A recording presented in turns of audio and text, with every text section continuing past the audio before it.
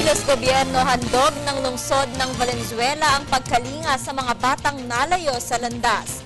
Ito'y sa pamamagitan ng pag-aalaga sa kanila upang muling maituwid ang kanilang buhay.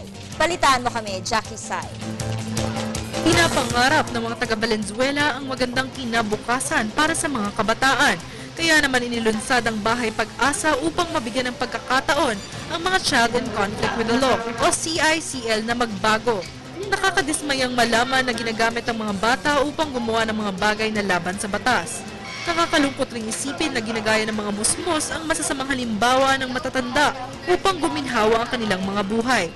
Dahil dito, inihahandog ng Bahay Pag-asa ang pangalawang pagkakataon upang maituwid ang balungtot na kinagisnan ng mga kabataang ito sa buhay. Clients kami sa total number din namin 7. Tapos yung special namin 7. Tapos yung CICR namin is sa girls o sa females, 20. Isang elderly na. Sino taon na po? Mas 18. Tapos yung mga kids, gano'n po kabata yung gano'n po. 5 years old yung pinaka-youngest na. Base sa Republic Act 9344, hindi pwedeng ikulong ang mga kabataang minor na edad na lumabag sa batas. The government should be able to provide the necessary protection and care for their children because we need to develop our children to become a good and productive citizen. So that in the case of Valenzuela, if they're able to provide this facility and kind of services that the children in Venezuela will be able to access themselves and they will grow as a good and productive citizen of Venezuela. And more so, families of these children are also being helped to participate in the development of the city so that the city will have a peaceful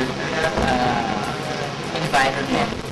Kaya naman nais ni Congressman Sherwin tulungan ang mga kabataang naliligaw ng landas. Itong Bahay Pag-asa is our intervention program for children in conflict with the law. So yung mga bata na may kaso sa batas, dyan namin dadalhin para matulungan sila at ma-rehabilitate sila. We want it to be a role model for intervention program, juvenile intervention program. That's why we're seeking the help of the Juvenile Justice and Welfare Council para maturuan itong mga staff namin to rehabilitate itong mga CICLs natin. We realize that we need community participation in this program. We need not only government intervention but the community's sincere love to rehabilitate these children and to take care of these children. Para sa Telebisyon ng Bayan, Jackie Sai.